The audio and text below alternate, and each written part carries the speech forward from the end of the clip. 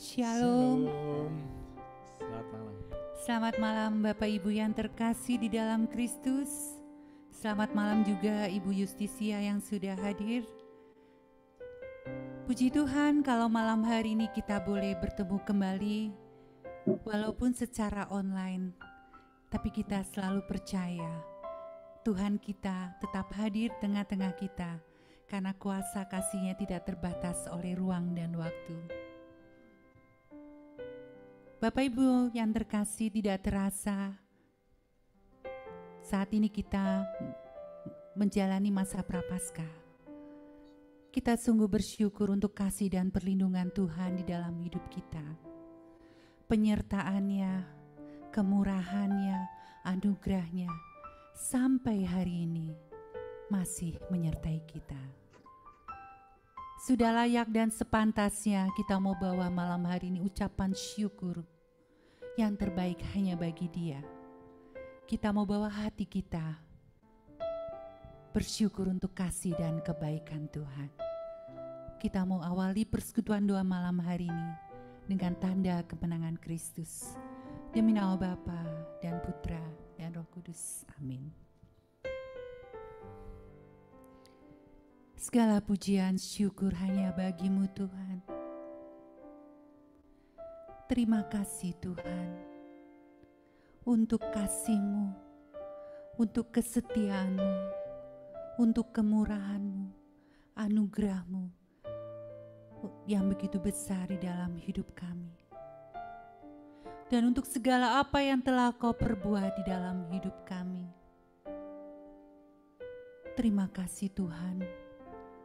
Engkau masih beri kami kesempatan hidup. Dengan apa kami membalas semua kebaikan-Mu? Selain pujian dan syukur kepadamu. Malam hari ini Tuhan, kami mau serahkan hidup kami. Kami bawa pujian syukur kami dengan hati kami kepada Engkau. Kami mau masuk ke hadirat-Mu. Biar pujian syukur yang kami naikkan menjadi dupa yang harum di hadapan-Mu. Kami percaya Tuhan, Engkau ada di tengah-tengah kami dari awal, pertengahan hingga akhir. Inilah ucapan syukur kami kepadamu. Saat ku masuk ke hadirat-Mu, ku tersungkur dan sembah-Mu. Ku persembahkan korban syukurku yang terbaik bagi-Mu. Sekali lagi kita mau katakan saat ku masuk. Saat ku masuk ke hadirat-Mu, ku tersungkur dan sembah-Mu. Ku persembahkan korban syukurku yang terbaik bagi-Mu. Ku bawa korban syukur ke tempat kudus-Mu Tuhan. Hatiku limpah dengan syukur, sebab Tuhan baik selamanya. Ku bawa korban syukur ke tempat kudus-Mu Tuhan. Hatiku limpah dengan syukur, sebab Tuhan baik. Oh, sebab Tuhan baik. Benar Tuhan, Kau sungguh baik. Saat ku masuk ke hadirat-Mu, ku tersungkur dan sembah-Mu. Ku persembahkan korban syukurku yang terbaik bagimu. Kami bawa korban syukur. Ku bawa korban syukur ke tempat kudus-Mu Tuhan. Hatiku limpah dengan syukur, sebab Tuhan baik. Selamanya ku bawa korban syukur hanya bagi-Mu Tuhan. Korban syukur ke tempat kudus-Mu Tuhan. Hatiku limpah dengan syukur, sebab Tuhan baik. Selamanya ku bawa korban syukur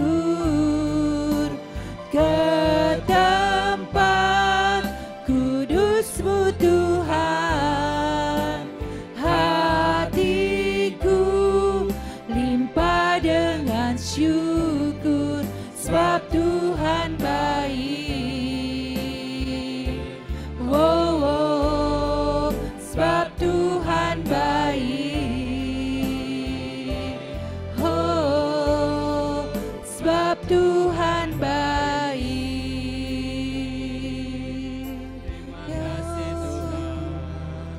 Terima kasih Yesus, Engkau baik Tuhan. Kami bersyukur, kami bersyukur untuk kasih setia-Mu Tuhan. Terima kasih Yesus, terima kasih Tuhan. Engkau baik, makasih Yesus. Terima kasih Tuhan. Oh, terima kasih Yesus. Terima kasih Tuhan. Terima kasih Yesus. Terima kasih Tuhan. Engkau sungguh baik.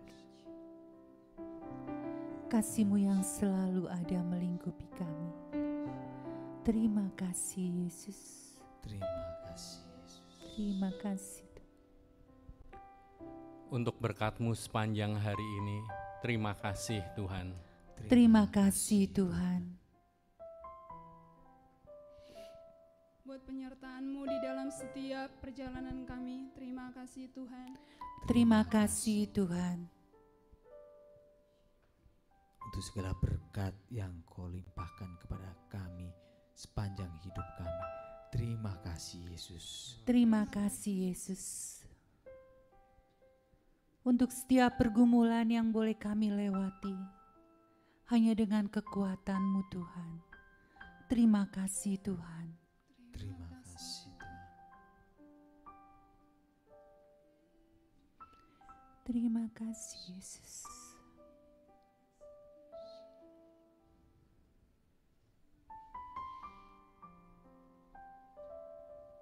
Tak habis-habisnya kami ingin mengucapkan syukur kepada-Mu Tuhan. Karena begitu banyak yang telah Kau perbuat di dalam hidup kami.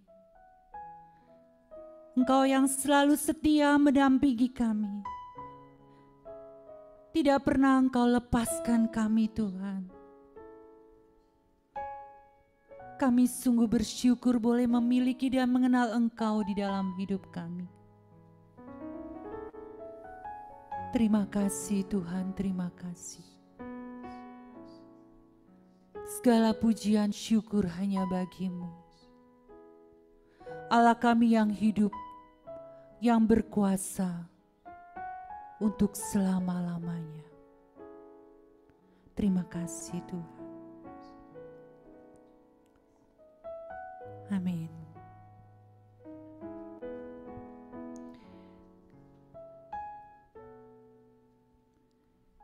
Bapak Ibu yang terkasih, Sambil menunggu teman-teman yang lain, sekali lagi saya mau katakan shalom. Saya mau menyapa Bapak Ibu baik yang ada di Zoom ataupun di YouTube. Apa kabar semuanya? Puji Tuhan. Tuhan kita sungguh baik. Tuhan kita luar biasa. Pada masa Prapaskah, dari beberapa misa yang saya ikuti, misa Minggu ataupun Sabtu, terutama bacaan tentang kakak dan adik yang minta harta warisan. Bapak Ibu yang terkasih, pada saat masa Prapaskah kita untuk lebih introspeksi diri, kita lebih untuk melihat diri kita, apa yang masih kurang di hadapan Tuhan. Pertobatan yang sesungguhnya yang Tuhan inginkan. Saya mau membagikan sedikit sharing saya, apa yang saya rasakan.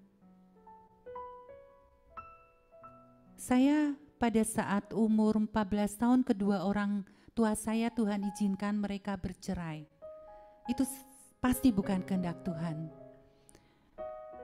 Dan setelah berapa tahun kemudian ayah saya menikah lagi. Pada saat ayah saya menikah, saya yang sangat menentang, sehingga saya pernah ditampar pipi saya oleh ayah saya karena saya sangat menentang pernikahan itu. Tamparan itu sangat membekas di hati saya, Bapak Ibu yang terkasih. Dan saya sangat membenci ayah saya pada saat itu. Dan apa yang terjadi pada saat mereka menikah pun, akhirnya mereka hilang kabar dari kita. Mereka benar-benar menjauhkan diri dari kehidupan anak-anaknya dan ibu saya. Sekitar hampir 20 tahun, Bapak Ibu yang terkasih. Sampai saya tanamkan dalam hati, saya bicara juga ke adik saya bahwa kalau papa meninggal, kita nggak tahu, kita relakan saja. Saya udah sakit sekali karena saya merasa ditinggalkan oleh ayah saya, apalagi dengan tamparan yang saya terima waktu saya kecil. Karena saya melarang dia menikah. Dendam tumpuk terus menumpuk, Bapak Ibu yang terkasih, sehingga tidak membawa damai sukacita di hati saya. Saya sangat sakit. Apa yang dengar kabar dan sosok ayah itu membuat saya sangat terluka. Tapi Tuhan baik, sangat teramat baik. Tuhan tidak membiarkan anaknya terluka sampai demikian dalam. Tuhan izinkan ayah saya sakit stroke sampai 3 kali, sehingga pada akhirnya tidak berdaya. Dan Tuhan temukan adik saya lewat adik saya, sehingga ayah saya bisa dibawa kembali ke kota Semarang tempat adik saya tinggal. Jadi detik-detik terakhir hidup ayah saya justru lebih banyak dengan anak-anaknya yang lama. Bagaimana penderitaannya masuk keluar rumah sakit, karena ayah saya itu udah ada jantung, gula, banyak sekali komplikasi. Itu pun kita tahu setelah 20 tahun, Bapak Ibu yang terkasih. Saat itu saya berontak sebetulnya. Kenapa udah ninggalin kita, enak banget sekarang sakit kita yang suruh ngurus. Tapi luar biasa Tuhan itu. Seperti masa Prapaskah ini Tuhan mengharapkan kita untuk memberikan pengampunan. Melepaskan semua yang ada di hati kita. Sehingga kita damai sukacita menyambut. Damai dari Tuhan sendiri. Tuhan yang begitu besar kasih-Nya. Dia yang rela mati di kayu salib untuk kita semua. Penderitaan yang saya alami bukan apa-apa. Belum apa-apa. Tapi luar biasa Bapak Ibu yang terkasih. Tuhan memberikan pengampunan, kekuatan bagi saya untuk mengampuni ayah saya. Sehingga pada saat ayah saya meninggal dan waktu sakit pun saya diizinkan untuk merawatnya. Saya diizinkan untuk mengasihinya. Bapak Ibu, itulah sungguh besar Tuhan kita. Tuhan yang sudah rela mengampuni segala dosa kita. Apa salahnya kita juga mengampuni semua orang yang berdosa kepada kita.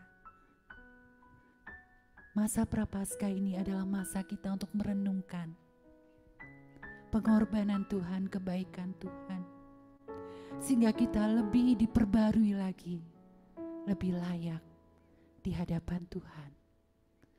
Mari Bapak Ibu yang terkasih, malam hari ini kita mau bawa hati kita. Kita mau sembah Dia, Allah kita yang hidup,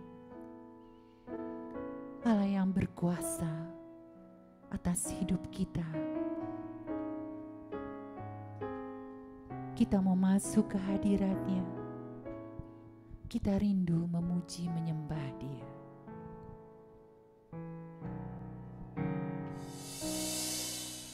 Hatiku mau menyembah-Mu, jiwaku merindukan Yesus.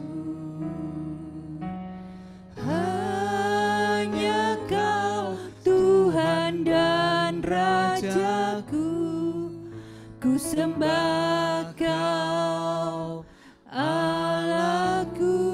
Kami rindu melayani-Mu Tuhan. Ku rindu melayani-Mu.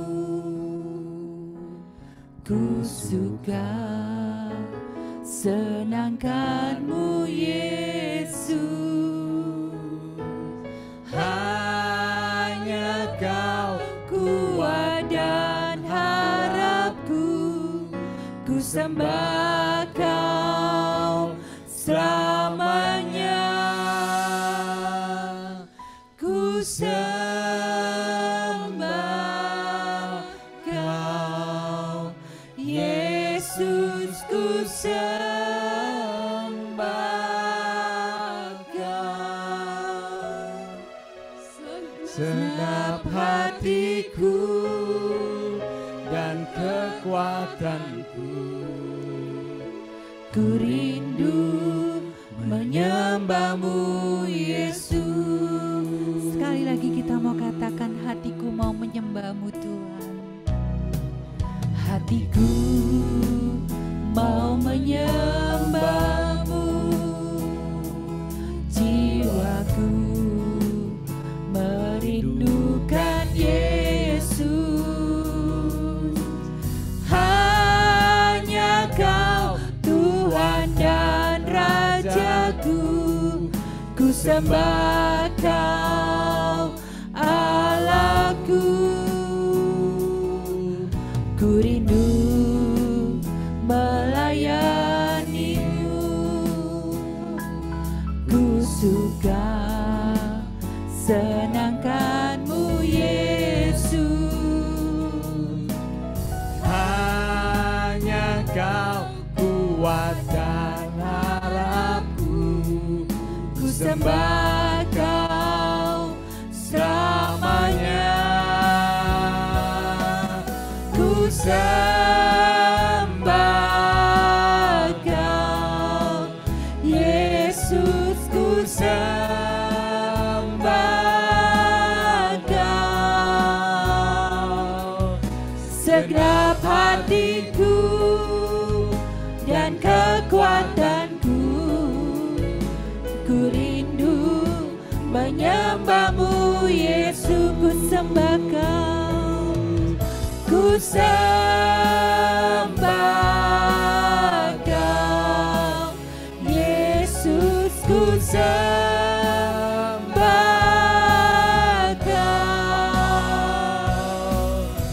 Segenap hatiku dan kekuatanku, ku rindu menyembah-Mu Yesus. Ku sembah Kau, ku sembah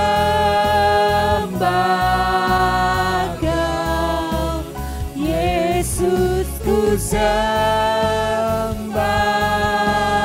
Kau. Segenap hatiku dan kekuatanku, ku rindu menyembah-Mu Yesus. Dengan segenap hatiku, segenap hatiku dan kekuatanku.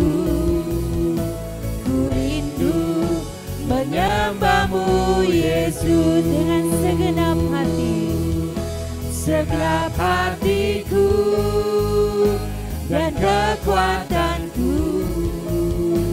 Ku rindu menyembah-Mu Yesus.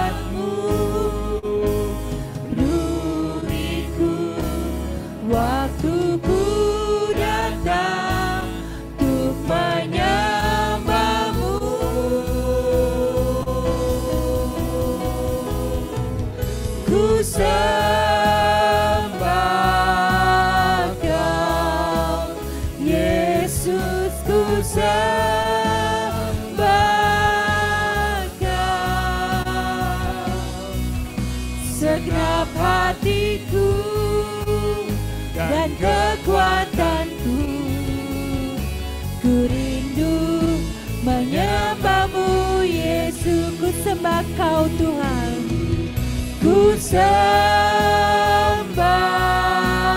Kau Yesus, ku sembah Kau. Segenap hatiku dan kekuatanku, ku rindu menyembah-Mu Yesus. Segenap hatiku, segenap hatiku dan kekuatanku, ku rindu menyembah-Mu Yesus. Hanya dengan segenap hatiku-Mu Tuhan, segenap hatiku dan kekuatanku, ku rindu menyembah-Mu Yesus.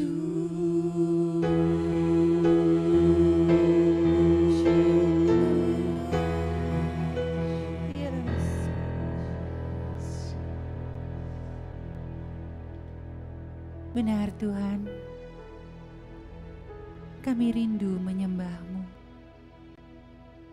Kami rindu selalu diam di dalam hadirat-Mu. Terima kasih Tuhan. Kalau malam hari ini Engkau masih izinkan kami untuk mendengarkan firman-Mu. Firman-Mu yang akan dibawakan oleh Ibu Yustisia.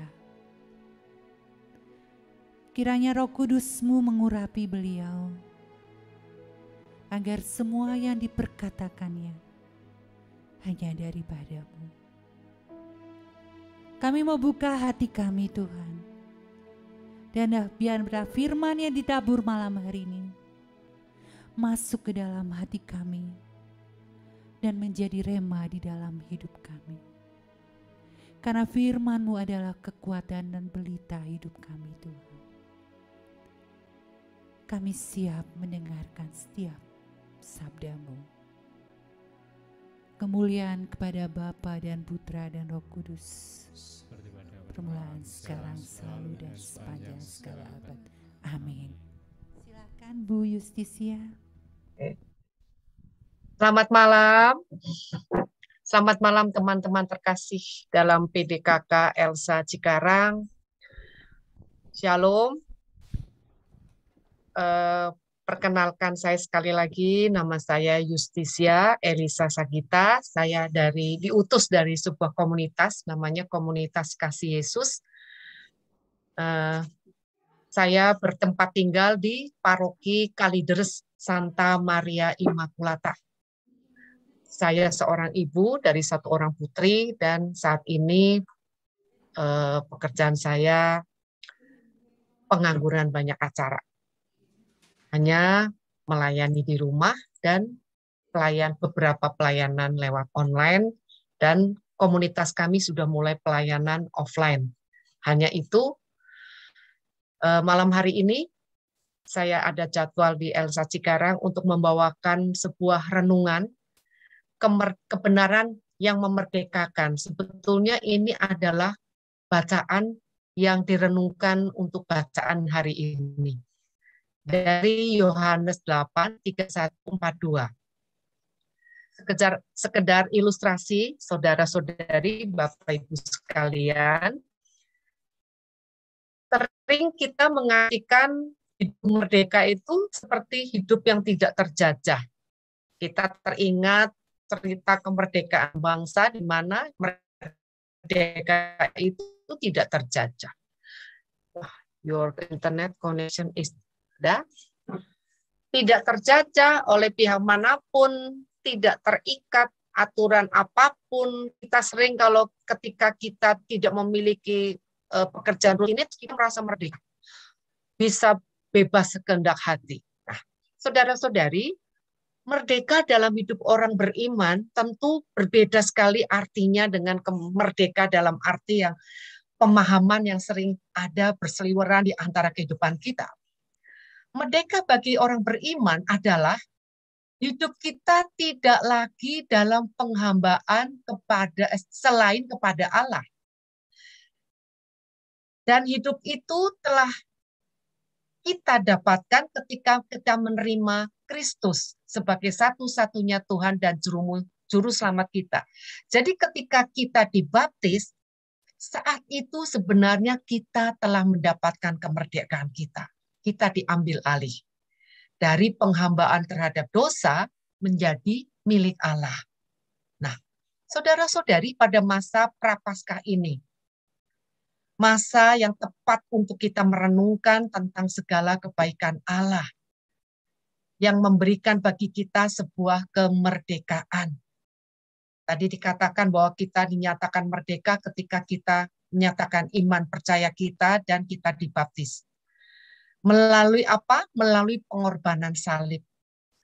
Spiritual penebusan, melalui penebusan itulah kita telah dibeli secara tunai, lunas, tuntas dengan kehormatan serta nyawa Kristus sendiri yang dikorbankan di kayu salib. Kita tidak menjadi hamba dosa. Menjadi hamba tidak lagi menjadi hamba kegelapan, tetapi menjadi hamba atas nama Allah Sang Pencipta, yang oleh karena kasih-Nya, seorang hamba kita semua ini mendapat segala keistimewaan seorang anak, hingga boleh memanggil Allah sebagai Bapa. Luar biasa. Dari seorang anak yang compang-camping, tadi digambarkan seperti anak yang hilang, sudah bersekian lama berbuat dosa, sudah bergelimpangan dosa, sudah berbau tai kotoran-kotoran babi, badan kotor kita gambarkan kotor karena dosa, lebih kotor daripada kotoran dari binatang. Tetapi apa?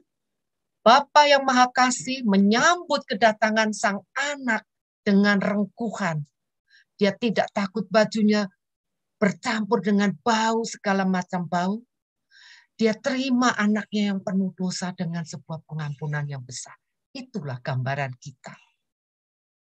Saya, Anda sekalian, karena belas kasih Allah, diterima dalam keluarga besar kerajaan Allah.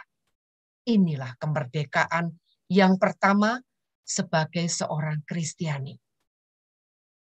Perlu kita ketahui, kemerdekaan yang kita miliki tidak mungkin kita dapatkan tanpa anugerah, tanpa kasih Allah dalam hidup, dalam sengsara, dalam salib, serta kebangkitannya.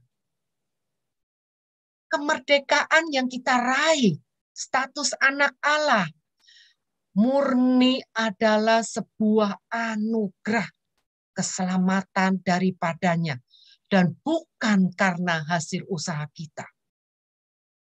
Hanya karena belas kasih Allah, hanya karena Allah yang berbelas kasih, kita memiliki kemerdekaan. Kemudian, melalui jiwa yang merdeka, yang telah dimerdekakan dengan iman, melalui iman percaya kita kepada Allah, kita memiliki kesempatan untuk meraih keselamatan, yakni hidup kekal, hidup sesudah kehidupan di dunia ini. Mari, saudara-saudari, kita mulai masuk di dalam renungan kebenaran yang memerdekakan lebih dalam lagi. Tadi kita sudah bersama menemukan definisi tentang merdeka, sesuai posisi kita sebagai seorang Kristiani. Merdeka tadi dikatakan lepas dari penghambaan terhadap dosa dan kegelapan dan masuk dalam penghambaan kepada Allah, dan kemudian Allah mengangkat kita menjadi anak, menjadi bagian dari kemuliaan Allah, bagian menjadi kerajaan dari kerajaan surga. Sehingga merdeka di sini bukan berarti kita berlaku sesuka hati, tapi justru kita masuk dalam sebuah ketaatan, dalam sebuah kesetiaan, serta masuk di dalam sebuah komitmen untuk menempatkan Tuhan sebagai Tuhan atas hidup dan kehidupan kita. Mari kita mulai masuk dalam ayat-ayat yang akan kita renungkan. Saya minta bantuan, ada saudara-saudara yang membantu saya membacakan, mungkin dimulai dari ayat 31 dulu. Baik, Injil Yohanes 8 ayat 31. Satu dulu, Pak. Iya. Maka katanya kepada orang-orang Yahudi yang percaya kepadanya, jikalau kamu tetap dalam firman-Ku, kamu benar-benar adalah murid-Ku. Terima kasih. Tuhan berkata kepada orang Yahudi yang percaya, jikalau kamu tetap dalam firman-Ku, kamu benar-benar adalah murid-Ku. Orang Yahudi yang percaya adalah orang Yahudi yang menjadi percaya dengan pengajaran dan semua pernyataan Yesus tentang dirinya yang telah dijelaskan atau telah diuraikan pada ayat-ayat sebelumnya, di mana Yesus menyampaikan siapa dirinya. Sang roti hidup, air hidup, bahkan Yesus memberikan contoh bagaimana sikapnya ketika berhadapan dengan wanita yang dinyatakan sebagai pendosa. Kemudian Yesus mempertegas siapa dirinya, sang terang dunia, bahwa dia tidak berasal dari dunia, meskipun mendengar begitu banyak pengajaran, contoh, mujizat, dan segala macam, tetap aja ada yang tidak percaya. Dan yang ketika Yesus berkata hanya kepada Yahudi yang percaya. Tetapi ada yang tidak percaya. Ada hatinya yang tetap beku, ada hatinya yang tetap tertutup. Bukan karena apa yang dilihat, bukan karena apa yang dia Tuhan tunjukkan melalui mujizat, tapi hatinya yang telah membeku. Kemudian di ayat 31, orang-orang yang percaya, meskipun dia telah percaya, bukan berarti dia mengerti. Belum tentu dia mengerti apa yang dikatakan Yesus. Karena ketika dia percaya, dia telah merdeka. Tapi saudara-saudari, merdeka perlu ada sebuah tindak lanjut. Ya, bisa masuk ke dalam ayat 32.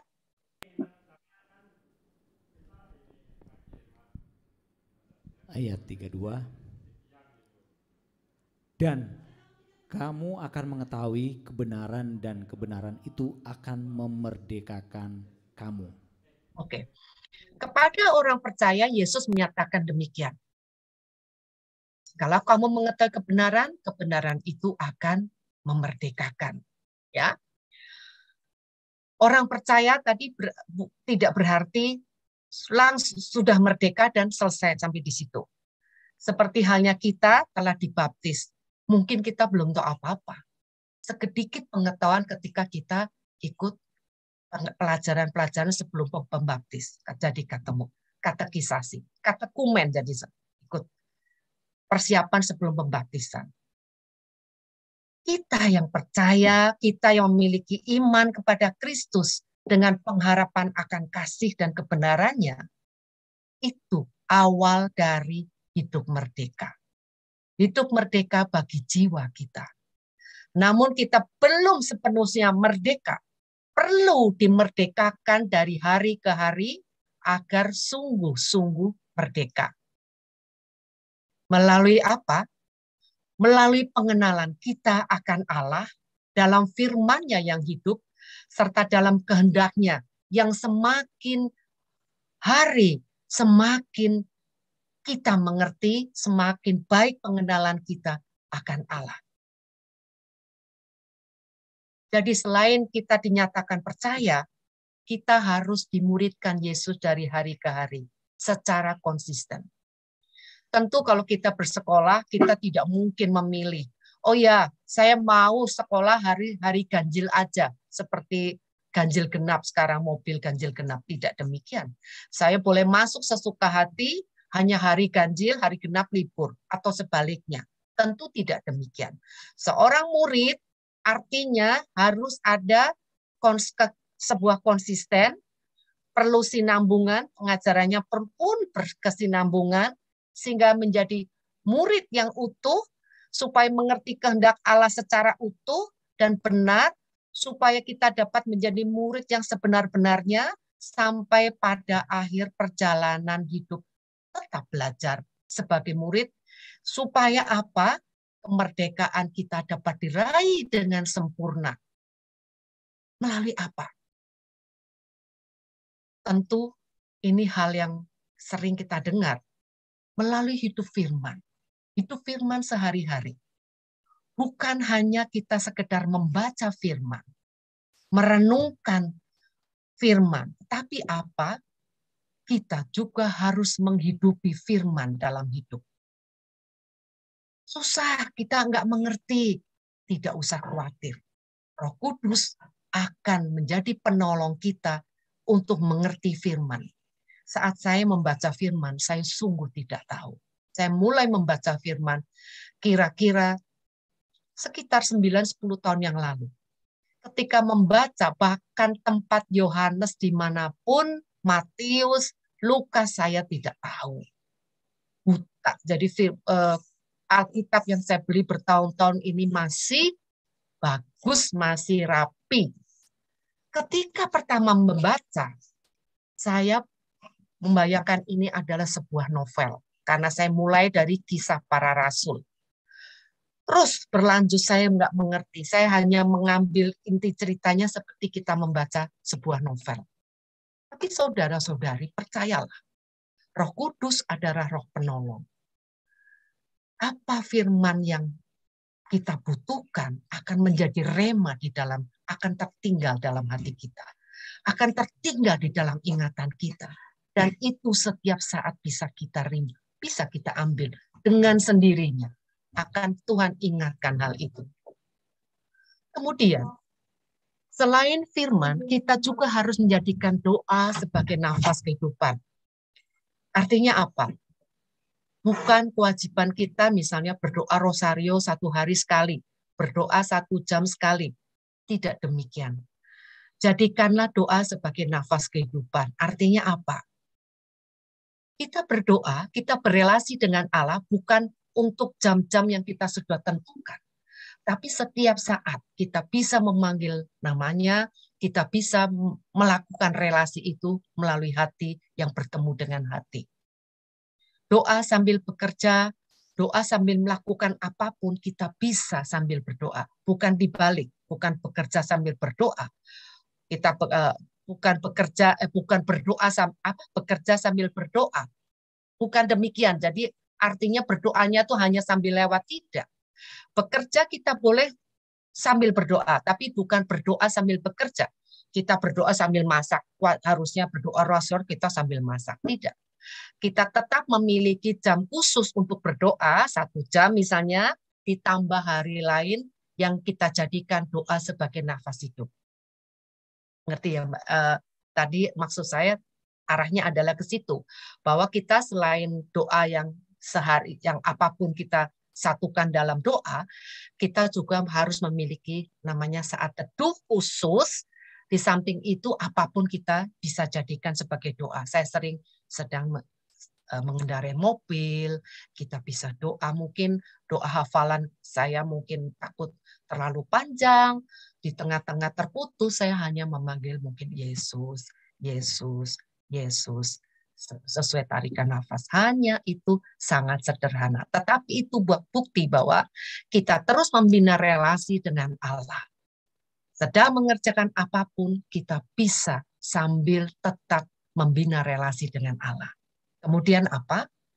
Selain hidup firman, hidup doa, hendaklah kita memiliki sebuah komunitas Kristiani dan PD seperti dalam PD PKK Elza Cikarang ini. Komunitas itu adalah tempat bertumbuh satu sama lain, menumbuhkan satu sama lain, melayani satu sama lain, kadang-kadang juga mengoreksi satu sama lain. Kadang-kadang juga sebagai teman bergumul satu sama lain. Dan melalui pelayanan dan melalui pelayanan bisa juga dalam komunitas, kita juga menghadirkan Allah dan merasakan Allah yang hadir di dalam komunitas. Inilah pentingnya bahwa kita bisa bertumbuh, dimerdekakan dari hari ke hari melalui kegiatan ini. Contohnya saya dalam komunitas. Contoh ya, saya juga dimerdekakan dari sebuah komunitas. Saya bergabung dalam komunitas kira-kira 9 tahun yang lalu. Dan komunitas saya itu banyak yang sudah berusia lanjut. Jadi saya termasuk usia muda, padahal sudah 60. Karena saat ini anggota di komunitas kami ini ada yang sudah berusia 88 tahun. Nah, tadi ibu yang WL itu punya luka batin terhadap ayah. Saya waktu itu punya luka batin terhadap ibu. Sejak saya kecil sampai masuk komunitas, saya tidak pernah merasakan pelukan itu. Nggak pernah. Sehingga ketika bertemu ibu itu kaku. Yang ada cuma perasaan hormat dan berbicara seperlunya dan kaku. Ketika masuk dalam komunitas, saya tidak terasa bahwa ego saya, mungkin kemarahan saya itu dimerdekakan melalui apa? Di komunitas itu setiap kita bertemu itu ada pelukan dan cipika-cipiki. Nah, Pelukan pertama dari seorang dengan wujud ibu saya justru rasakan dalam komunitas. Saya dimerdekakan dalam hal, mungkin saya mau menyimpan sebuah kemarahan, karena saya sejak kecil itu dibedakan antara saya dan adik saya, kebetulan laki-laki, dibedakan sama begitu dibedakan, sehingga tanpa terasa saya memiliki luka batin. Kok saya dibedakan ya? Jadi terluka. Nah, ketika itu cair. Saya merasakan pelukan seorang ibu di komunitas. Dan beberapa sikap saya yang mungkin karena saya berangkat dulu bekerja di sebuah perusahaan multinasional, terbiasa dengan disiplin, terbiasa dengan strict begini. Ketika masuk dalam komunitas, mengerjakan sebuah acara Paskah, dan kemudian kebetulan saya ditunjuk untuk menjadi yang menyiapkan segala sesuatunya. Sampai pada waktunya, yang harus dikerjakan, teman-teman banyak yang tidak mengerjakan. Kemudian saya merasa nggak puas, saya komplain, nah itulah. Di situ pun saya dimerdekakan, diberikan sebuah pengertian bahwa pelayanan yang terutama adalah sukacita. Jadi jangan terlalu strict, jangan terlalu sempurna. Tuhan mungkin tidak menghendaki kesempurnaan seperti itu. Tetapi Tuhan menghendaki hati yang sukacita, hati yang bersama-sama merayakan, bukan yang sempurna. Tetapi ketika dapat merangkul semuanya menjadi satu gerak yang sama, itu yang Tuhan kehendaki. Dan saya dimerdekakan di sini. Mengerti bahwa sebuah komunitas yang paling utama adalah kebersamaan, sukacita, dan kita bisa merayakan Paskah itu sebagai sebuah perayaan bersama. Bukan perayaan kesempurnaan yang butuh diakui oleh begitu banyak orang. Kehebatan, wah kamu hebat. Bukan seperti itu. Ketika saya bisa mengorganisir sebuah kebersamaan, itulah hebat. Dapat menghadirkan Allah di tengah-tengah teman-teman semua. Saya dimerdekakan melalui komunitas. Inilah pentingnya. Di samping firman, di samping doa, komunitas dan pelayanan tidak kalah pentingnya. Karena itu juga salah satu praktek. Bagaimana kita menghidupi firman, bagaimana kita dihidupi dari doa, dari relasi kita kepada Allah, kita akan bisa praktekkan dalam hidup berkomunitas dan dalam praktek pelayanan. Betapapun kepandaian manusia, sepintar-pintarnya manusia menghafal firman, tanpa menghidupi firman, firman itu tidak memberikan manfaat, hanya seperti novel, hanya seperti cerita, hanya seperti sejarah. Firman itu tidak mengubah hidup orang. Bahkan firman itu tidak berkuasa apapun. Untuk itu firman perlu dihidupi. Supaya apa? Supaya dia memiliki kuasa. Supaya kuasanya sungguh dapat kita rasakan. Kuasa atas hidup seseorang. Sehingga firman itu menunjukkan dayanya. Mengubah, memerdekakan siapapun yang membaca, merenungkan, serta menghidupi. Karena apa? Karena firman Allah itu adalah kebenaran Allah. Jadi kebenaran yang akan memerdekakan kita berawal dari firman Allah, berawal dari Yesus sendiri. Yesus adalah kebenaran itu sendiri. Yesus hadir, bukti Yesus hadir, kehadiran Yesus yang masih kita rasakan melalui firman Allah.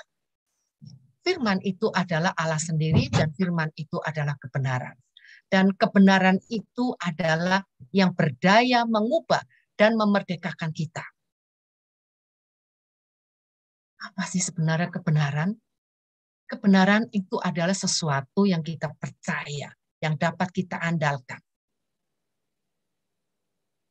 Di dalam ketika Yesus dalam sidang di depan Pontius Pilatus. Pontius Pilatus berkata kepada Yesus, jadi engkau adalah raja? Jawab Yesus mengatakan, Kamu loh yang mengatakan aku raja, tapi untuk itu aku lahir. Untuk itu aku datang ke dunia supaya aku memberikan kesaksian tentang kebenaran. Inilah kebenaran.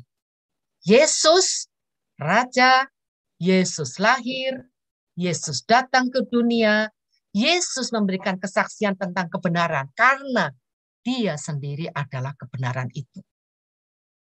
Dan Yesus yang masih dapat kita, yang menyapa kita setiap hari adalah firman. Firman-Nya yang hidup.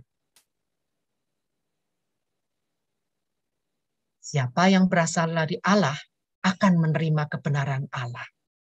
Siapa akan menerima dan menaati kebenaran Allah. Karena Yesus adalah sumber kebenaran Allah dan kebenaran itu sendiri. Saudara-saudari, di samping Yesus sendiri adalah sang kebenaran, tapi kasih Yesus kepada manusia adalah sebuah kebenaran. Kita melihat dari rancangan awal pun kasihnya itu tak terbantahkan. Bahkan Allah itu menciptakan rancangan, kalau dibilang kita rancangan 1, ada cadangan rancangan 2, terus itu step by step, berlapis-lapis rancangan Allah untuk keselamatan kita. Sampai akhirnya adalah peristiwa sengsara dan salib. Dan yang paling akhir, rancangan keselamatan Allah yang masih berlaku sampai sekarang adalah hadirnya Roh Yesus sendiri bersama Roh Bapa bersatu di dalam satu, yakni Roh Kudus, yang dihadirkan dalam kehidupan kita, menggantikan hadirnya Yesus untuk apa? Menemani, menguatkan. Menemani, menguatkan, mengoreksi, memberikan pengertian kepada kita. Saudara-saudari, apakah selama ini kita sudah merasa memiliki percaya itu? Sudah puas? Hanya sekedar percaya? Tentu kita sudah masing-masing memiliki komitmen, sudah melaksanakan, dan berusaha untuk setiap hari memikul salib dan menyangkal diri. Bukti percaya kita kepada Allah. Kalau kita percaya berarti nggak ada protes, nggak ada apapun. Apapun yang kita terima, kita nggak pernah berprasangka buruk. Bahkan ketika kita menerima penderitaan, kita tidak jadikan itu penderitaan. Ketika satu pintu tertutup, kita memiliki keyakinan Tuhan buka pintu yang lain. Ketika kita merasa pintu kita tertutup, kita percaya di balik pintu itu tidak ada berkat. Bahkan mungkin kecelakaan bagi kita. Itu sikap kita terhadap Allah yang kita percaya. Allah yang segalanya adalah benar dan Allah yang tidak pernah memberikan hal yang jelek kepada kita. Bahkan ular pun tidak akan memberikan racun bagi anaknya, apalagi seorang Allah Bapa yang Maha Kasih. Sikap percaya itulah yang perlu kita miliki. Percaya pada Allah yang benar, bahwa apapun yang Tuhan berikan kepada kita adalah sebuah kebenaran. Kebenaran yang membawa keselamatan. Sehingga kita tidak pernah berprasangka apapun terhadap Allah. Kita mau menyangkal diri, memikul salib. Saudara-saudari, membaca dan merenungkan kebenaran dalam kitab suci, kemudian kita hidupi dalam seluruh tingkah laku yang memerdekakan kita. Supaya apa? Supaya aku makin kecil dan Tuhan menjadi makin besar. Seberapa aku mampu mengecilkan aku, itu tanda, itulah yang menunjukkan seberapa besar pula aku telah memerdekakan diriku melalui kebenaran firman. Jadi ketika aku menjadi kecil, sebenarnya sebesar itulah aku telah dimerdekakan.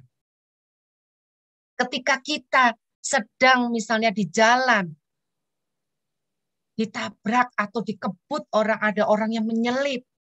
Saat itu siapa yang menjadi Tuhan atas diriku? Bisakah aku mengecilkan aku? Ketika aku mengecilkan aku menjadi merdeka. Tidak ada perasaan marah, tidak ada umpatan yang keluar dari mulut. Ketika aku berelasi dengan sesama dan timbul konflik, saat itu siapa yang menjadi Tuhan atas hidup kita? Siapa yang menjadi Tuhan ketika berkonflik? Apakah Kristus? Apakah egoku? Apakah aku membiarkan emosiku menjadi Tuhan atas diriku? Dan aku membesarkan aku. Supaya aku dikatakan aku kuat, aku hebat, aku punya kekuasaan. Maukah aku kecilkan menjadi bukan siapa-siapa? Ketika itu aku berhasil memerdekakan aku seperti yang Tuhan inginkan. Ketika dihina, direndahkan, disakiti, adakah kecenderungan membalas, mendendam, atau bahkan mengampuni? Yang mana kita menangkan? Harga diri, ego, keakuanku, atau kebenaran Allah? Kita ingat harus mengampuni, harus mengasihi. Bahkan Tuhan mengatakan, kasihilah seperti dirimu sendiri. Ditegaskan lagi dalam perintah baru yang selalu dibacakan menjelang Paskah. Cintailah untuk mengasihi seperti contohnya dia mengasihi. Mana yang kita menangkan? Nah, saat itu kesempatan kita untuk mengecilkan aku. Sekali lagi, mengecilkan aku, kemudian membesarkan nama Tuhan. Ketika itu, aku telah memerdekakan diriku sendiri. Di dalam komunitas kami, slogannya adalah, dia menjadi besar dan aku menjadi kecil. Karena apa? Ketika melayani pun, itu bisa menjadi sarana kita menyombongkan diri. Karena ketika siapa yang dilayani, misalnya nih, ketika dilayani, misalnya ada sebuah pelayanan doa, ketika dilayani dan tiba-tiba pergumulannya lepas, atau mungkin ketika berdoa, sakitnya sembuh, langsung aku menyombongkan diri. Itu karena doaku. Wah, itu karena Tuhan sayang padaku, mendengarkan doaku. Tiba-tiba aku membesarkan aku. Padahal Tuhanlah yang bekerja saat itu. Tuhan yang berkenan untuk turun tangan mengatasi masalah yang sedang dihadapi. Bukan karena aku, bukan karena kebaikanku, bukan karena kekudusanku. Tidak ada hubungannya. Itu biarlah Tuhan yang menjadi besar dan aku menjadi kecil. Dan itu hendaknya menjadi slogan hidup kita semua. Agar Tuhan menjadi besar dan aku makin kecil. Supaya apa? Di dalam setiap peristiwa, tanpa terasa, aku dimerdekakan melalui setiap peristiwa, melalui setiap percobaan, melalui setiap apapun yang menantang kita untuk berani pikul salib dan sangkal diri. Oke, mari ayat 33, Pak.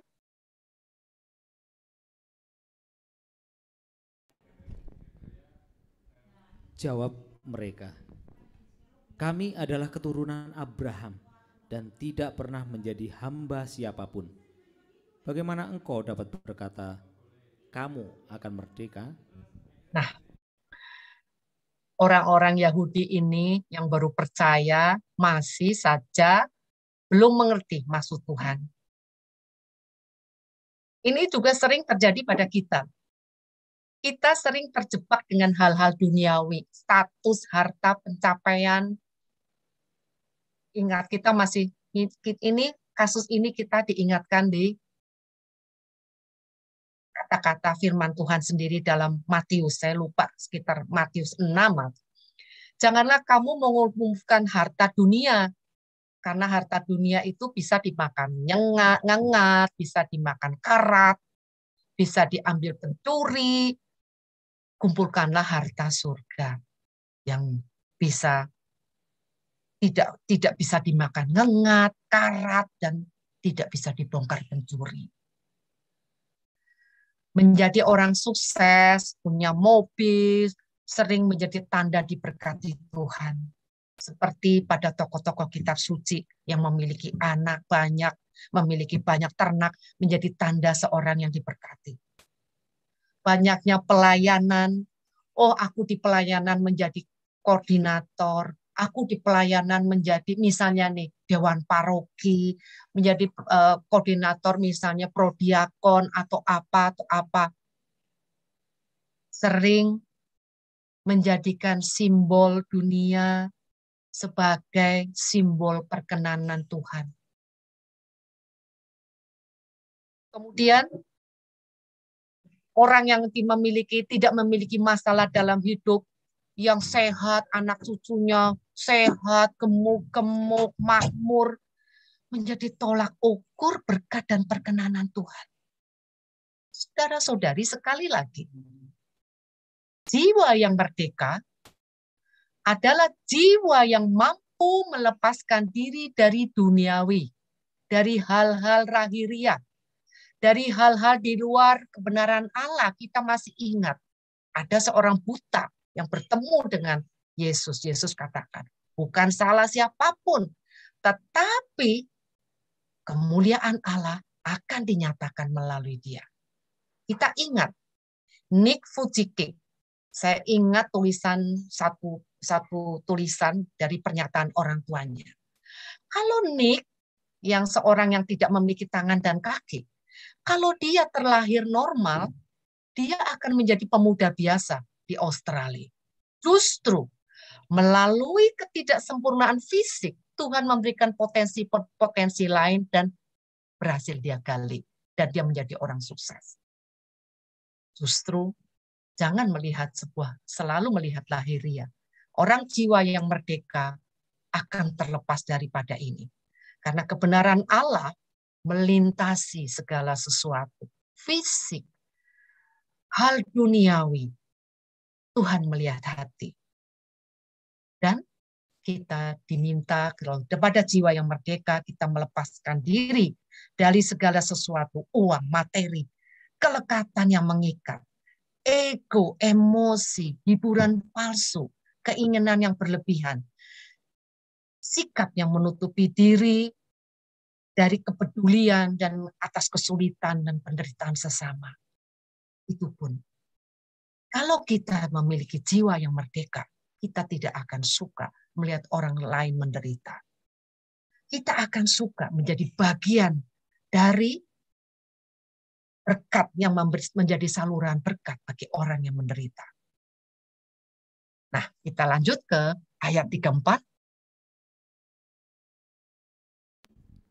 Kata Yesus kepada mereka, Aku berkata kepadamu, sesungguhnya setiap orang yang berbuat dosa adalah hamba dosa. Saudara-saudari, setiap orang yang berbuat dosa adalah hamba dosa. Karena setiap kita terjatuh dalam dosa, kita mohon ampun, kita lakukan lagi, mohon ampun lagi, kita lakukan lagi, kita sudah menghamba pada dosa. Kita menjadi budak dosa. Karena kita telah hidup menurut keinginan untuk berdosa, mengikuti kehendak iblis. Di mana kita jatuh dalam dosa, berarti kita mati karena pelanggaran kita. Karena kita telah mengikuti jalan iblis. Kita dimerdekakan dari semua keinginan daging, dari penguasa kerajaan itu yang kita inginkan. Yesus akan melakukan itu. Ketika kita memegang kebenaran, kita akan dimerdekakan dari semua keinginan daging dan dari kuasa kerajaan angkasa. Apakah kita membayangkan dosa itu adalah dosa besar? Nggak apa-apa, dosanya masih kecil kok, kecil. Kan saya nggak membunuh, saya nggak berzina, saya tidak bersaksi dusta, saya tidak menginginkan harta milik sesamaku. Nggak ada 10 perintah Allah yang saya langgar. Saudara-saudari, kekudusan bukan harus dosa besar. Baru kita nggak bisa tidur. Bukan. Perlu kita camkan dalam hati. Kekudusan itu bukan masalah abu-abu loh. Kekudusan itu adalah putih dan bukan hitam. Bukan separuh hitam, bahkan setitik hitam pun tidak bisa dikatakan kudus. Saya punya sebuah contoh. Dan karena contoh ini pun mungkin membuat kita berpikir banyak tentang dosa. Misalnya, saya dan A berteman baik, sahabat lah. Suatu saat, ada yang saya nggak suka dari si A ini. Dalam hati langsung saya mengumpat. Dengan kata-kata yang jelek lah, kamu nih sok tahu lah, apalah. Pasti kamu punya niat yang nggak baik. Pasti kamu mau mengambil keuntungan apa. Setitik niat jahat di dalam hati, meskipun saya tidak ungkapkan kepada si A, sebenarnya telah merusak relasi kita dengan Allah. Karena itulah dosa. Dosa yang masih tersimpan di dalam hati. Dosa bukan perkara besar, dosa itu adalah noda. Ketika kita belum menyampaikan kepada si A, belum melakukan aksi, tapi Tuhan tahu hati kita. Relasi saya dengan Allah sudah rusak, sudah terganggu karena setitik noda dosa. Demikian jelinya, lembutnya dosa. Sedemikian liciknya penguasa angkasa masuk, merasuki dalam hidup manusia. Saudara-saudari, apakah kalau kita mendengar dosa yang demikian lembut, kita membutuhkan dimerdekakan? Tentu kita sangat membutuhkan dimerdekakan. Artinya kita selalu diingatkan untuk mau pikul salib sangkar diri, untuk mau mengakui aku berdosa dan memperbaiki. Oke. Sekarang ayat 35.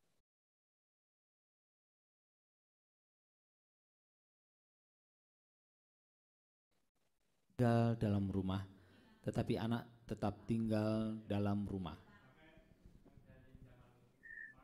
Konsekuensi hamba yang berdosa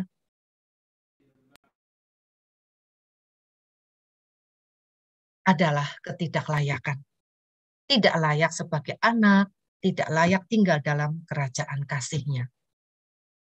Ingat, banyak yang dipanggil, sedikit yang dipilih. Seleksinya apa? Ukurannya apa? Kelayakan kita sebagai umat, kelayakan kita sebagai anak yang bebas dosa. Dan ketaatan kita atas kehendak Allah dan hidup dalam kebenaran Allah. Itu ukurannya. Oke, ayat 36. Jadi, apabila anak itu memerdekakan kamu, kamu pun benar-benar merdeka.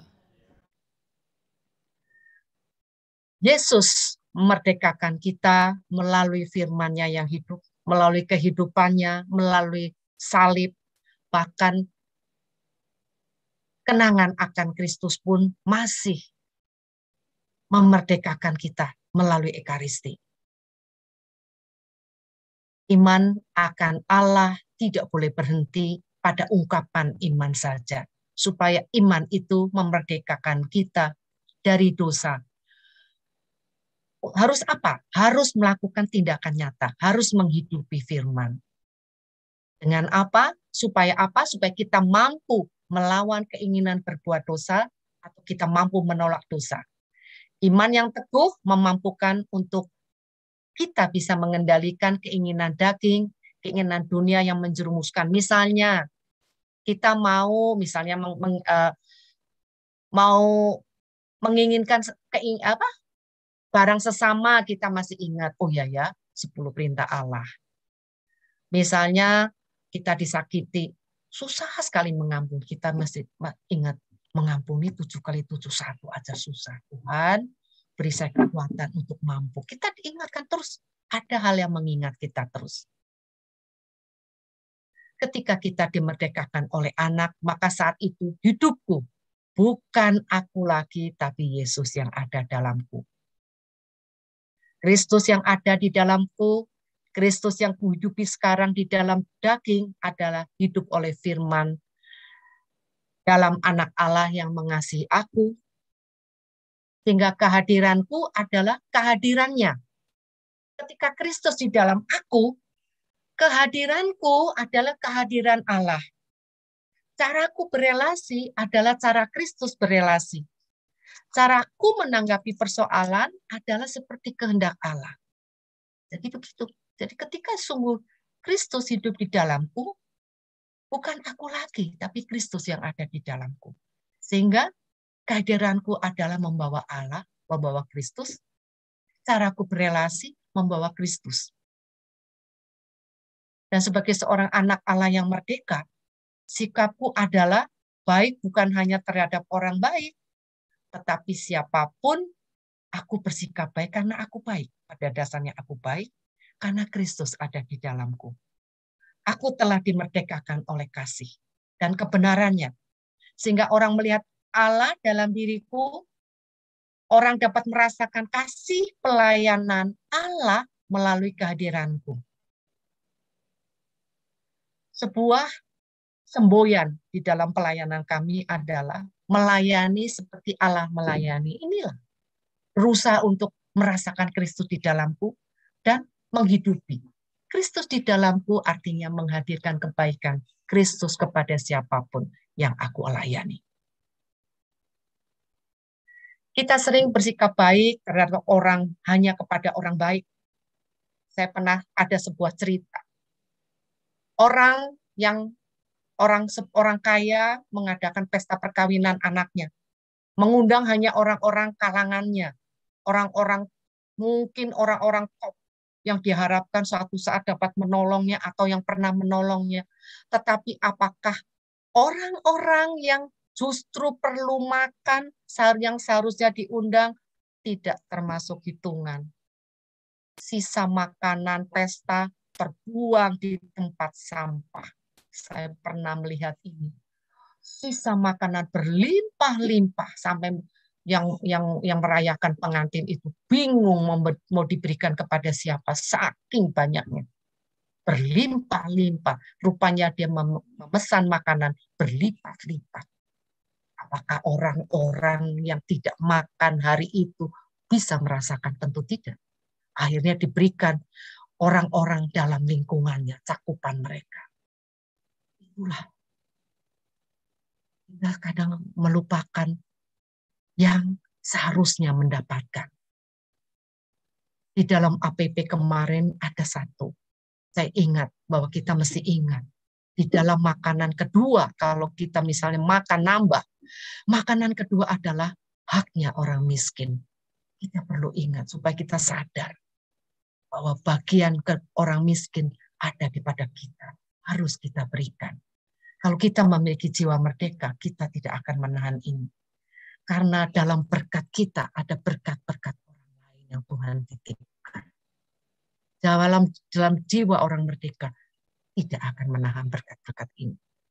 Karena kita yang bukan milikku harus aku bagikan. Oke. Ayat 37, Pak. Aku tahu bahwa kamu adalah keturunan Abraham, tetapi kamu berusaha untuk membunuh aku, karena firman-Ku tidak beroleh tempat di dalam kamu. Saya akan persingkat karena waktu udah hampir malam. Gini, orang-orang Yahudi percaya bahwa mereka keturunan Abraham. Mereka orang merdeka, tidak pernah menjadi hamba siapapun. Mereka protes kepada Yesus, kamu kok mengatakan kamu akan merdeka. Saya sudah merdeka.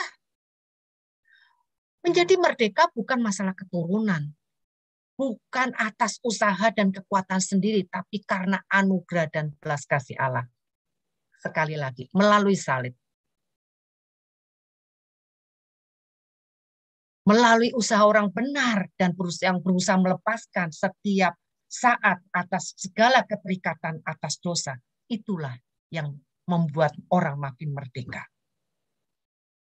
Orang yang telah berbuat dosa dengan kekuatan sendiri tidak akan mampu membebaskan dirinya tanpa Allah yang membebaskannya agar sungguh-sungguh merdeka. Namun hal ini perlu kerjasama kita dengan apa? Kita membuka diri atas karya Allah dalam hidup kita. Yang pertama, kita harus menyadari bahwa kita terbelenggu dosa. Tanpa menyadari sakit, kita akan tidak membutuhkan obat, tidak membutuhkan kesembuhan. Kedua, selain menyadari, kita harus percaya bahwa Allah itu sang dokter yang sanggup menyembuhkan dan melepaskan. Kalau mengaku keturunan Abraham, mengapa berusaha membunuh Yesus? Membunuh itu bukan pekerjaan kebenaran, melainkan pekerjaan dosa. Oleh karenanya mereka bukan anak-anak Allah, karena kasih Allah tidak pada mereka. Karena mereka tidak mengasihi Bapanya, tidak mengasihi Kristus, bahkan mereka memiliki tanda-tanda kuasa dosa, kebencian, hasrat membunuh, mendustai diri sendiri. Kemudian saya teruskan, saya ayat 38, apa yang kulihat pada Bapa, itulah yang kukatakan dan demikian juga kamu perbuat tentang apa yang kamu dengar dari Bapamu. Jawab mereka kepadanya, Bapa kami ialah Abraham, kata Yesus kepada mereka, jikalau sekiranya kamu anak-anak Abraham, tentunya kamu mengerjakan pekerjaan yang dikerjakan Abraham. Ketika orang Yahudi mengaku Abraham sebagai bapa, apakah mereka mengerjakan pekerjaan Abraham? Apakah mereka menuruti firman seperti Abraham? Apakah mereka mau meninggalkan zona nyaman demi menaati kehendak Allah? Ini pun koreksi buat kita. Apakah kita juga mau meninggalkan zona nyaman kita untuk melaksanakan kehendak Allah? Apakah aku ataupun mereka orang Yahudi atau mungkin direfleksikan pada kita telah melaksanakan perintah Tuhan tanpa membantah? Meskipun itu pekerjaan sulit. Apalagi ketika dia diminta untuk mempersembahkan anaknya. Seringkali kita untuk hal yang sederhana pun kita berat melaksanakan. Misalnya untuk ada orang di depan tetangga kita lah membutuhkan sejumlah uang. Padahal kita tahu bahwa uang itu sangat dibutuhkan. Misalnya sakit, harus menebus. Punya bayi nggak bisa nebus di rumah sakit, harus mengeluarkan 5 juta. Kita punya loh. Tapi kita berat sekali memberikan ini. Hal yang sederhana pun terkadang kita sulit untuk melakukan. Kita harus memerdekakan diri dalam setiap apapun. Orang Yahudi mengaku Allah sebagai Bapa, tapi mereka membenci Yesus. Bertolak belakang sikapnya. Di dalam kehidupan kita banyak orang yang sombong, karena keturunan seseorang yang terkenal atau dikenal, demikian seperti orang Yahudi inilah, mengaku keturunan Abraham, tetapi justru dia tidak menunjukkan warisan dari Abraham ada pada diri mereka. Kalau kita mengaku anak Allah, hendaknya warisan Kristus ada pada diri kita. Sebagai orang bilang, gennya mana? Gen kebaikan ada pada kita. Menunjukkan ciri bahwa kita ini adalah anak Allah. Kemudian pasal 40, 41, 43, kayaknya 42 nggak usah, sampai pada kesimpulan saja. Saudara-saudari, merdeka. Ketika kita dibaptis, kita menjadi merdeka karena penebusan. Kemudian, kita masuk di dalam permuritan untuk menjadikan kebenaran Allah, memerdekakan kita dari hari ke hari melalui pengenalan kita kepada Allah. Kita makin tahu setiap peristiwa, oh ya, begitu berbenturan, berkonflik, kita diingatkan harus mengampuni. Ya, begitu kita di jalan misalnya bersinggungan dengan orang, bentrok, kita langsung diingatkan siapa yang aku tinggikan, siapa yang harus aku kecilkan. Kita sebetulnya dimerdekakan dari setiap peristiwa ketika kita mengingat kebenaran-kebenaran Allah yang ada, yang berhasil kita serap, yang berhasil merasuki dalam hidup kita. Melalui apa? Setiap kita mau mengecilkan aku, harus ada yang aku sangkal, harus ada yang aku pingkul. Ketika itu berhasil, aku berhasil memerdekakan dengan mengecilkan aku. Setiap peristiwa pasti sebuah perjuangan. Kebenaran Allah akan memerdekakan kita. Ketika kebenaran itu kita lakukan dan kita hidupi, sehingga kebenaran itu menguasai hidup kita. Kalau kita bisa mengampuni, itu akan menjadi sebuah habit, kebiasaan. Terus dari, bukan berarti sekali kita berhasil, kita bisa berhasil kemudian. Tidak. Ingat, si iblis itu selalu mencari celah. Jadi setiap, bukan berarti saya bisa berhasil mengampuni. Dalam kasus lain kita pun harus berhati-hati. Kita tetap memohon Roh Kudus memberi kekuatan kita untuk memerdekakan kita melalui setiap peristiwa. Sehingga tanpa disadari, kita menjadi merdeka dari dosa selangkah demi selangkah. Istilahnya apa? Berjalan bersama Tuhan, kita dimerdekakan melalui setiap saat, setiap peristiwa. Kebenaran tidak hanya memerdekakan, tapi kebenaran itu juga menuntun kita menuju keselamatan, yakni hidup kekal bersama Allah dan para kudus di surga. Saudara-saudari, demikian mungkin renungan kita mengenai kebenaran yang memerdekakan. Semoga menjadi titik awal kita untuk kita mungkin mawas diri setiap saat kita adalah sasaran iblis untuk menjatuhkan kita. Kita tetap mohon Roh Kudus untuk memberikan kekuatan bagi kita agar melalui apapun kita dimerdekakan dari hari ke hari hingga pada saatnya kelak kita menjadi pemenang, merdeka dan memenangkan. Terima kasih, Tuhan Yesus memberkati.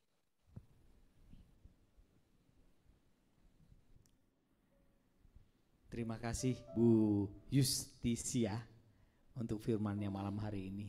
Kami kembali diingatkan, biarlah Tuhan semakin besar dan kita yang semakin kecil.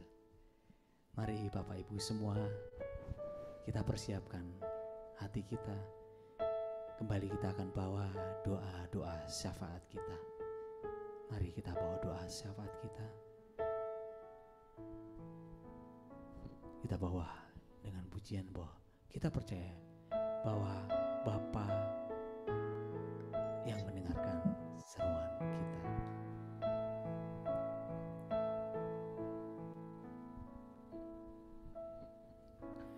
Bapa, Kau mendengar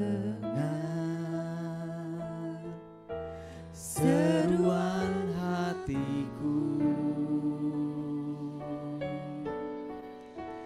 Tak pernah Kau lepaskan dari kasih-Mu. Lewat lembah kelam, Kau temani aku. Roh-Mu bekerja selalu untuk kebaikanku.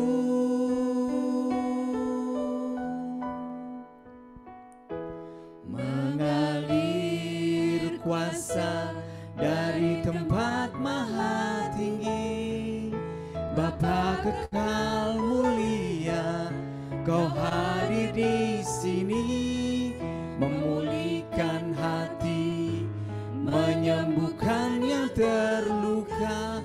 Ku kan tenang bersama-Mu, Bapa.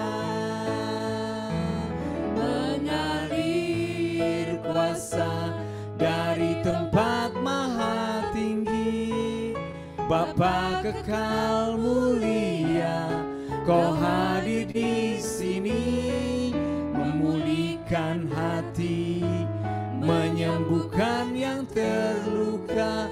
Ku kan terbang bersamamu Bapa, ku kan terbang bersamamu Bapa, ku kan tenang bersamamu Bapa.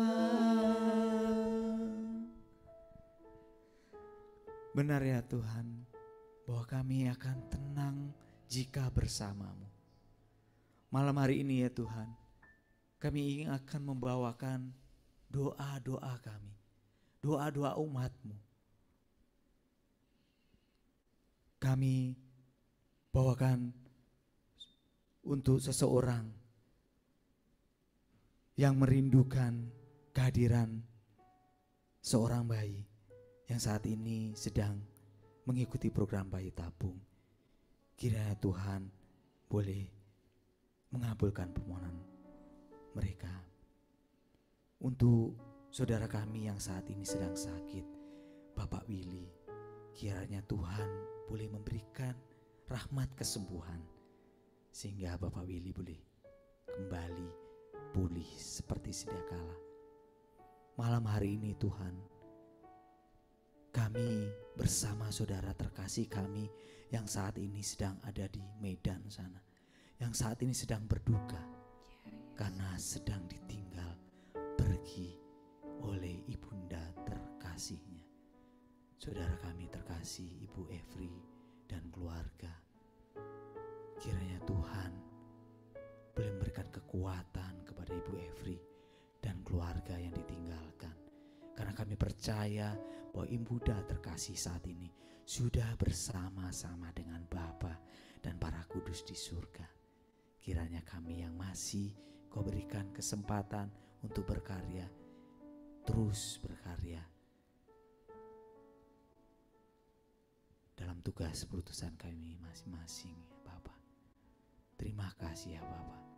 Kalau sampai hari ini kami pulih, masih ada di tempat ini, masih boleh menghirup udara segar, masih boleh menikmati kesehatan, semuanya adalah kebaikan Tuhan. Banyak sekali saudara-saudara kami yang mungkin mengalami penderitaan, mengalami kesusahan, kesulitan yang mungkin mereka sembunyikan. Kiranya Tuhan di tempat tersembunyi mereka ya Tuhan, kiranya Tuhan menilik hati mereka dan boleh memberikan mereka kekuatan dan kelepasan. Terima kasih Bapa, terima kasih Tuhan. Kami yakin dan percaya bahwa Engkau mendengarkan setiap keluhan-keluhan umat-Mu, setiap permohonan-permohonan umat-Mu, karena Engkaulah Bapa yang setia, Bapa yang mengerti dan mendengarkan doa-doa kami. Amin. Bapak Ibu terkasih yang masih mengikuti PD hingga pada malam hari ini, terima kasih ya. PD ini tetap bisa berjalan karena juga dari Bapak Ibu terkasih melalui persembahan kasih yang setia dikirim ke dalam rekening PD Kakak Elsa. Oleh itu malam hari ini kami berikan kesempatan buat Bapak Ibu terkasih yang merasa terberkati dan ingin memberikan persembahan kasih, bisa disampaikan di rekening yang tertera di layar. Mari kita bawa persembahan kita kepada Tuhan, kita angkat pujian bahwa Tuhan sangat memberkati kita dan berlimpah-limpah, kita iman. Kiranya Engkau memberkati aku berlimpah-limpah dan memperluas daerahku, dan kiranya tangan-Mu menyertai aku dan melindungi aku daripada malapetaka kesakitan tidak menimpa aku. Tuhan mendengarkan dan menjawab doaku. Terima kasih Bapak Ibu yang sudah memberikan persembahan. Persembahan Anda sangat berarti untuk pelayanan kami senantiasa. Oke, terima kasih pada malam hari ini sekali lagi Bu Yustia Elisa Sagita yang sudah berkenan hadir pada malam hari ini memberikan pencerahan kepada kita, membawakan pesan dari Bapa. Jadwal PD akan datang, kita akan ada webinar yang bisa Bapak Ibu ikuti pada Sabtu tanggal 9 April mulai jam 5 yang bersama Pater Robbie Wowor OFM. Link pendaftaran ada di layar, silakan Bapak Ibu bisa bergabung. Kita akan ketemu kembali di Misa Kudus Rabu 20 April ya, setelah Paskah ya. Bersama Romo Antonius Suhardi Antara Projo. Kami mengundang Bapak Ibu untuk hadir. Persekutuan doa masih online ya, bulan depan ya, Rabu tanggal 11 Mei. Jamnya masih tetap 19.30 dengan tema Aku telah datang ke dalam dunia sebagai terang. Firman dibawakan oleh Ibu Emi Sri Haryati.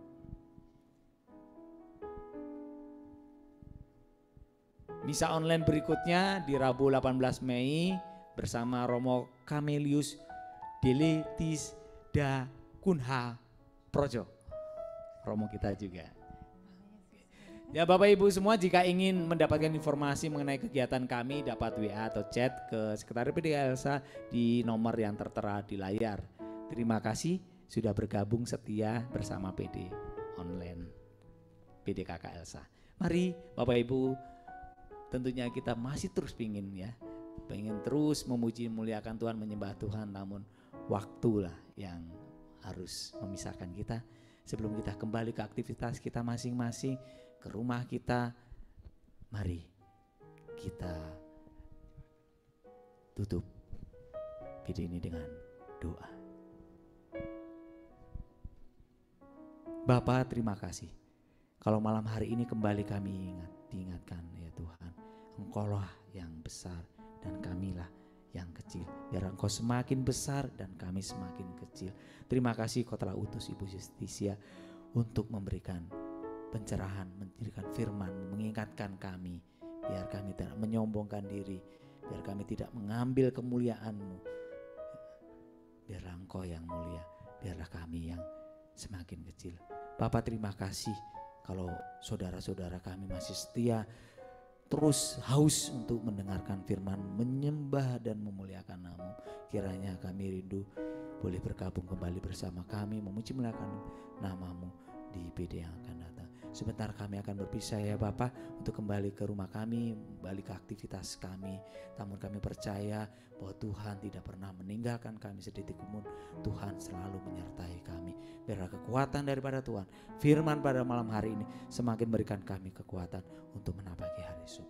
Karena Engkaulah Tuhan dan pengantara kami yang berkuasa kini dan sepanjang segala abad. Amin. Dan Bapa dan Putra dan Roh Kudus. Amin. Mari Bapak Ibu semua, kita kembali ke aktivitas kita masing-masing.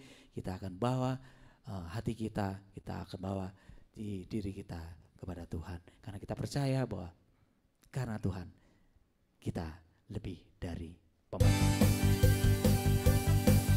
Mari kita pujikan dengan penuh keyakinan bahwa kita lebih dari pemenang. Lebih dari pemenang dalam segala perkara. Bisa dikalahkan oleh kuasa darahnya. Jika Allah di pihak kita, siapa dapat melawan? Kita lebih dari pemenang. Haleluya.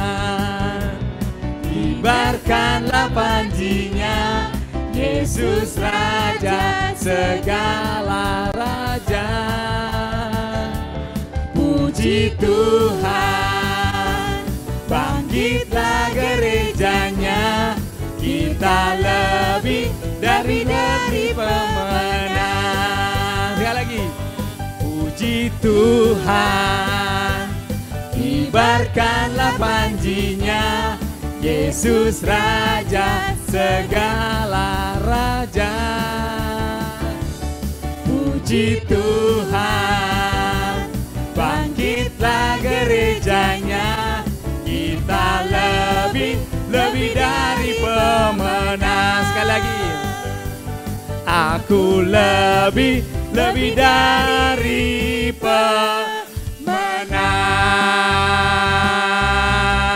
pemenang.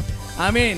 Kita lebih dari pemenang. Sampai jumpa PD yang akan datang. God bless you. Terima kasih, salam Oh iya. sambut Oh iya. bisa ya, ketemu Belum lagi bisa, nanti Ibu. dan Maaf, kesempatan. foto dulu, tadi lupa. Oh iya, iya. Ya, foto Mari, dulu, mari, mari. maaf.